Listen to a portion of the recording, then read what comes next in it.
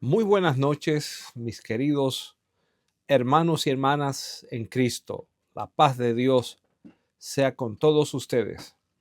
En el día de hoy quiero, más que un sermón, sostener con ustedes una conversación sobre un pasaje de la Biblia que es muy conocido y también muy folclórico.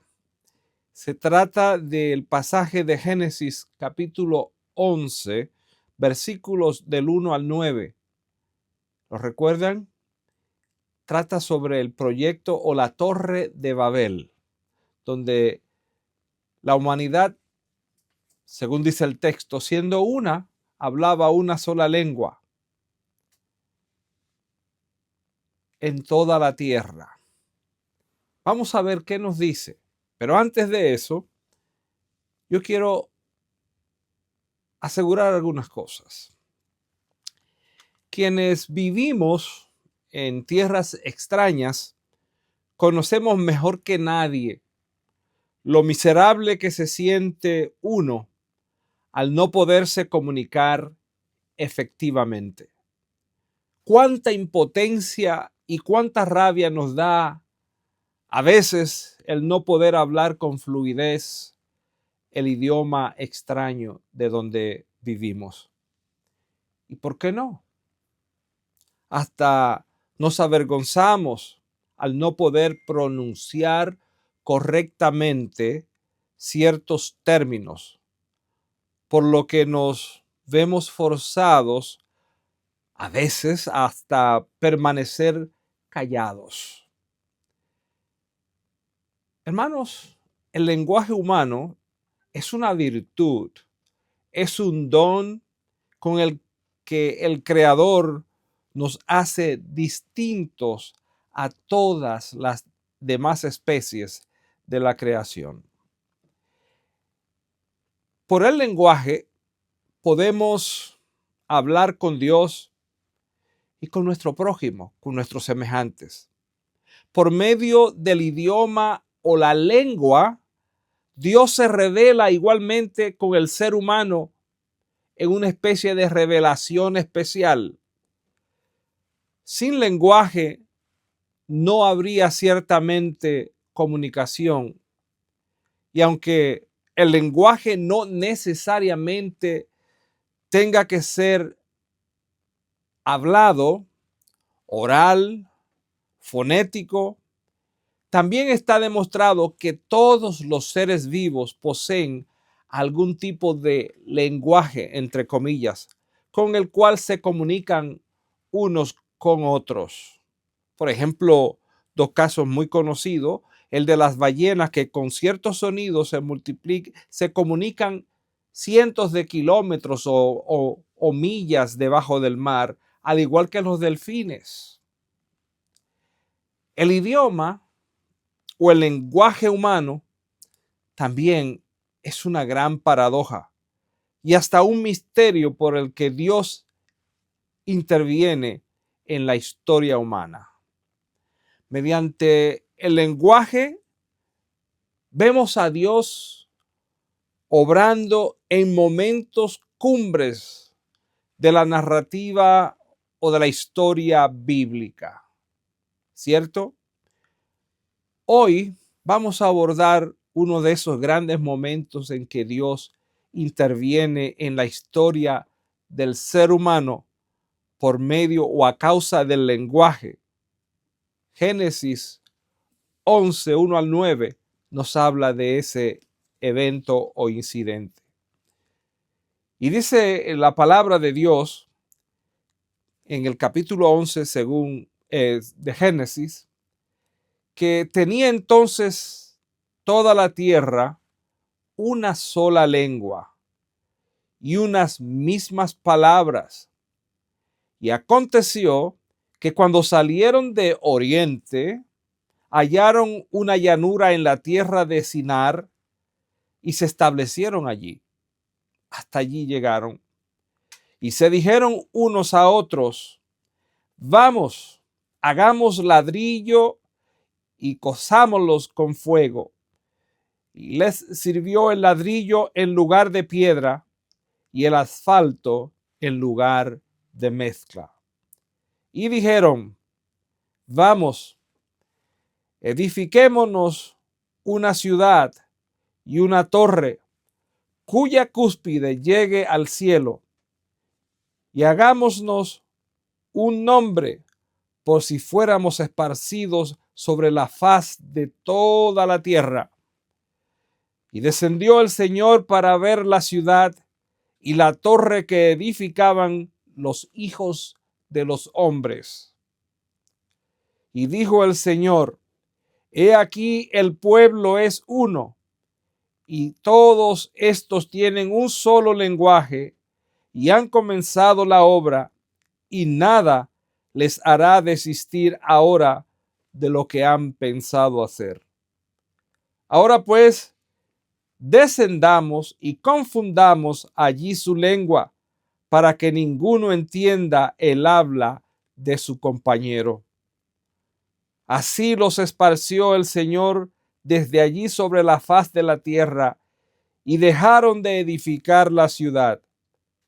Por esto fue llamado el nombre de ella Babel, porque allí confundió el Señor el lenguaje de toda la tierra, y desde allí los esparció sobre la faz de toda la tierra.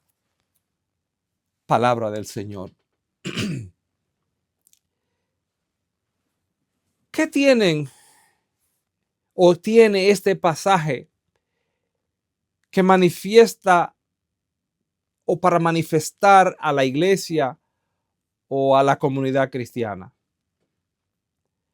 ¿Es este pasaje pura leyenda del folclore religioso o es más bien una lección permanente para la que o por la que Dios interviene en la vida y conducta de su pueblo? Algo parecido también podemos ver, y lo haremos la semana que viene, en Hechos capítulo 2 del 1 al 12. Pero veamos. Génesis capítulo 11, como vemos, contiene una de las leyendas más conocidas o recordadas de toda la Biblia. No sé si ello se deba a que la historia contenida allí implica, o por lo colorido de la narración, mucho para decirnos a nosotros. En cualquier caso, de una cosa podemos estar seguros, y yo lo estoy, y es que creo, que dicha historia se recuerda más que nada por lo que no dice antes que por lo que realmente enseña. ¿Escucharon eso? La recordamos por lo que no dice antes que por lo que realmente esta enseña. El texto no llega de la forma tal vez violenta o fuera de orden o fuera de secuencia, pues no parece seguir o sumar a la narrativa del capítulo anterior, lo que a todas luces parece extraño en la lógica nuestra. El porqué de esto no nos toca hoy discutirlo, lo vamos a dejar para otro análisis en otra ocasión.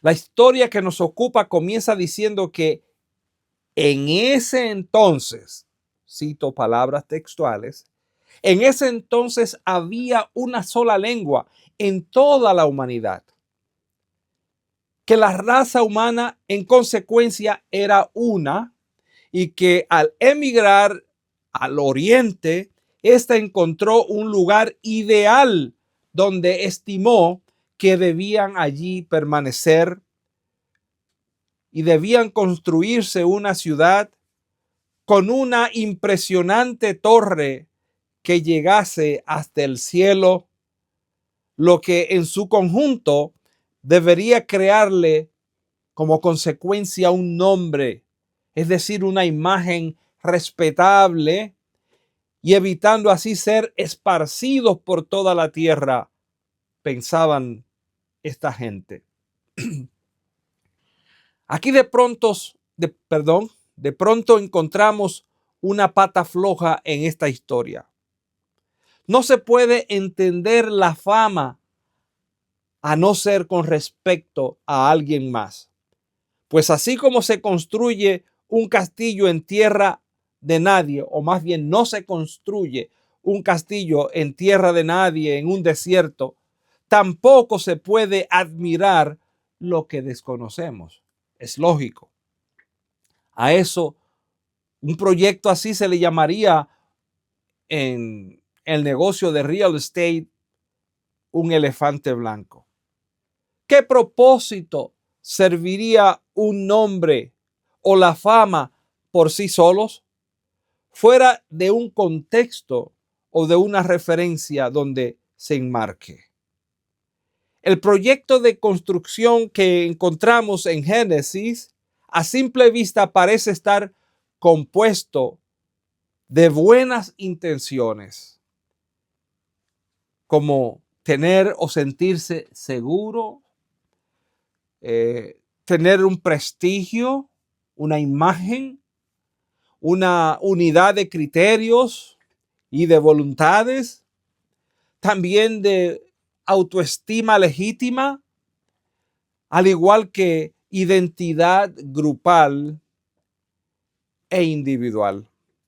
Es decir, estos son valores humanos muy propios de nuestra cultura o de cualquier cultura, de aceptación en el consenso y la psicología moderna por igual.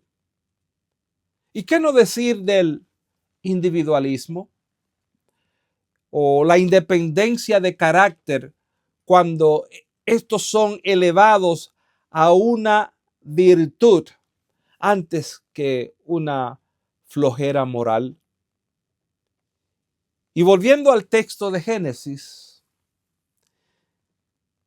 de todo esto está preñado el texto o el proyecto Babel, que de paso cabe decirse, esta palabra significa nada más y nada menos que confusión, enredo, maraña y todo lo que siga por ahí en adelante.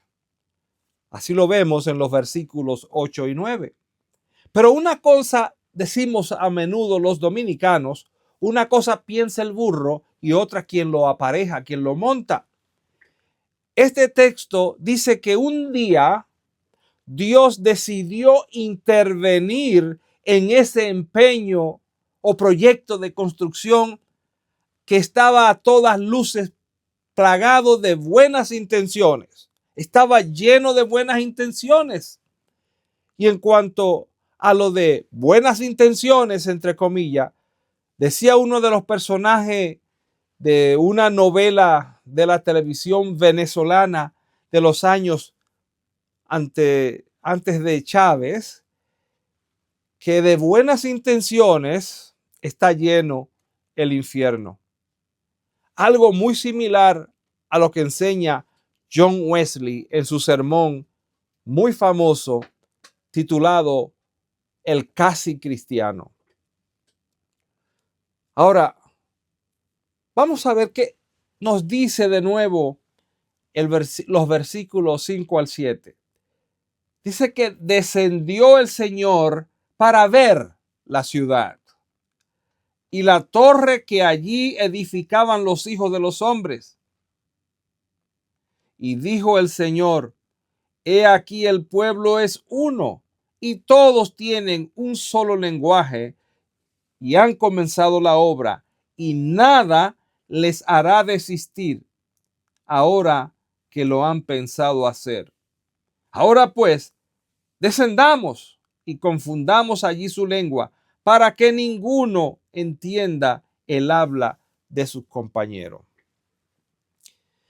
¿No parece extraño, hermanos, que un Dios de orden de pronto esté interviniendo en los quehaceres humanos para confundir para esparcir y hasta causar malentendidos? Será mejor,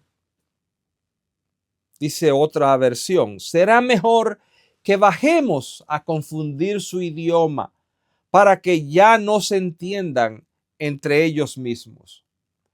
No sé si es que nos hemos tomado este asunto muy en serio en muchas tradiciones, pues eso es lo que precisamente, por ejemplo, acontece hoy día y por milenios entre judíos y árabes. Lo que pasa entre Occidente y Oriente.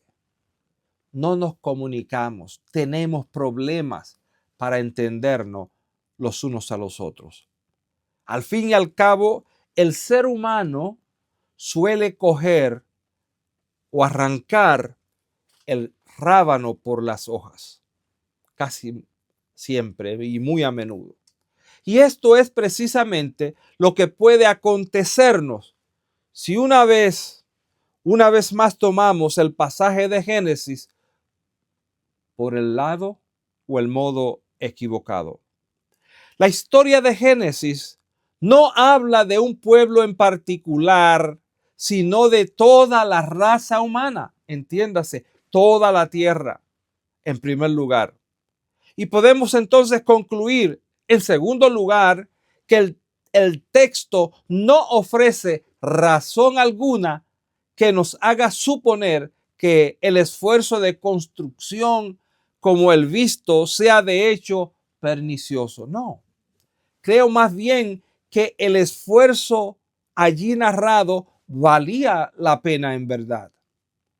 Expresaba la creatividad y la autoestima humana cuando se aplican a causas nobles, cosas loables. Pero el problema envuelto en la historia parece no ser la construcción en sí, por lo que el escritor de Génesis se enfoca más bien en las motivaciones detrás de ese proyecto. Ni siquiera el problema es el asunto de la torre que tocaría el cielo. No, ese no es el motivo de la preocupación en la narración. Por ejemplo, un caso paralelo, Deuteronomio capítulo 1, versículo 28, parece igualmente indicar que el pueblo de Dios debía conquistar para sí ciudades cananeas muy parecidas a las del proyecto que nos ocupa Babel. Y por otro lado, Jacob visualiza en una forma de sueño una escalera que conducía de la tierra al cielo, la cual recordaba la distancia entre Dios y la creación. Jacob llamó a aquel lugar donde se encontraba casa de Dios y puerta del cielo. Porque Dios mismo, dice el texto de Génesis, estaba allí. Génesis capítulo 28, versículos 10 al 22. Así pues, podemos concluir que el problema no estaba en el proyecto en sí, no estaba en la sábana, sino en la fiebre.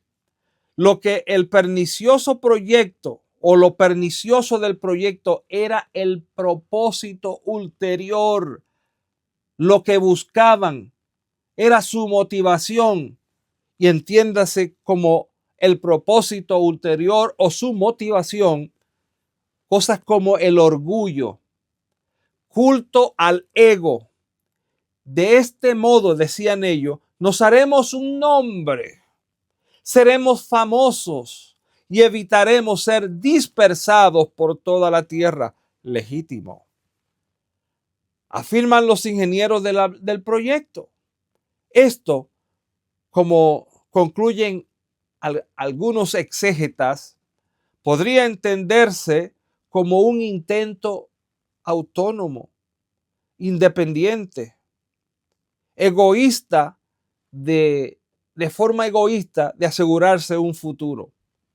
Por ejemplo, Génesis 12, versículo 2 y siguiente, nos enseña que Dios es el sujeto, predicado y verbo en la gramática o la problemática del destino humano. Allí es Dios quien asegura, por ejemplo, a Abraham que él le mostraría hacia dónde debía dirigirse, hacia dónde debía ir. Él, Abraham, haría, o Dios haría de Abraham una nación grande. Ese era el propósito ulterior y final de Dios. Y dice el Señor, yo haré famoso tu nombre y en ti serán benditas todas las naciones. La grandeza de Abraham consistiría en su carácter y su obediencia incondicional a Dios, no lo opuesto. Y es aquí donde podemos entonces preguntarnos, el proyecto Babel de construcción respondía o satisfacía el proyecto final, la voluntad final de Dios para con la humanidad. Yo creo que es ahí donde está el problema en la respuesta a esta pregunta. En el lenguaje jurídico se dice que la pena debe corresponderse con el crimen o la ofensa que se procura penalizar en un juicio. Al intervenir el proyecto Babel, Dios no está castigando a la raza humana, más bien impone su juicio para traerle de nuevo, llevarlo al propósito y plan universal divino, al que muchas veces tememos. Decía el gran estadista norteamericano John Kennedy que si algo debía tener la nación americana en los años 60 era el miedo en sí y no al futuro. A veces visionar el futuro nos llena de ansiedad, de inseguridad, de miedo a lo que nos depara más adelante el futuro.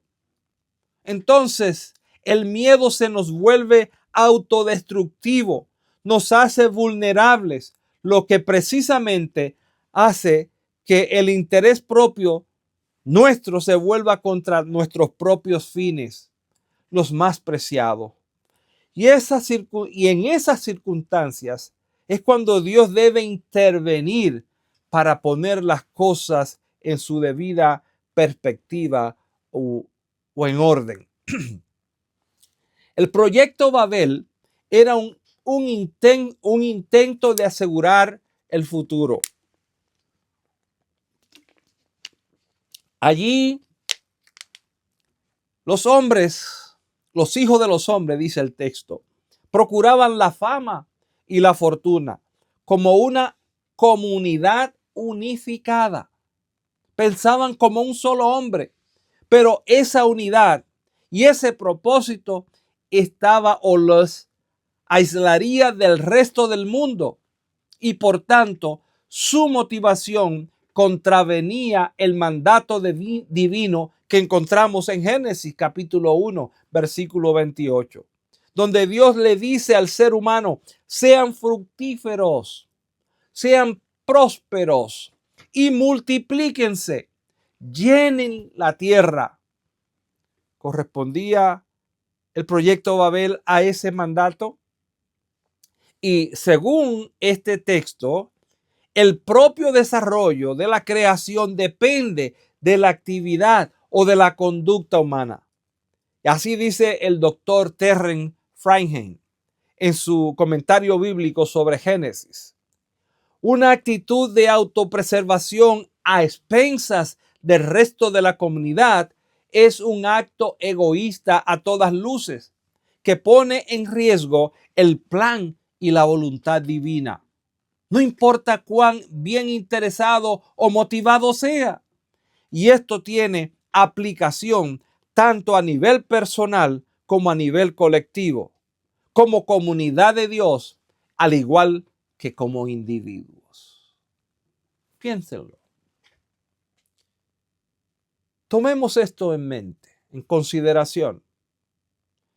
¿Cómo están alineados mis intereses, mis motivaciones a la voluntad y el propósito final y último de Dios, tanto para mi vida como cristiano, como discípulo, como miembro de una comunidad que se llama la iglesia? ¿O tienen nuestras motivaciones, proyectos, cualquiera que sean, sea de familia, sea profesional? ¿Responde ese proyecto a la voluntad última de Dios para conmigo, los míos y la comunidad? El próximo domingo, la próxima semana, continuaremos con la segunda parte de este tema y veremos estas implicaciones a la luz entonces de Hechos capítulo 2 y también de Mateo capítulo 28. La paz de Dios sea con todos ustedes. Gracias, que Dios les bendiga.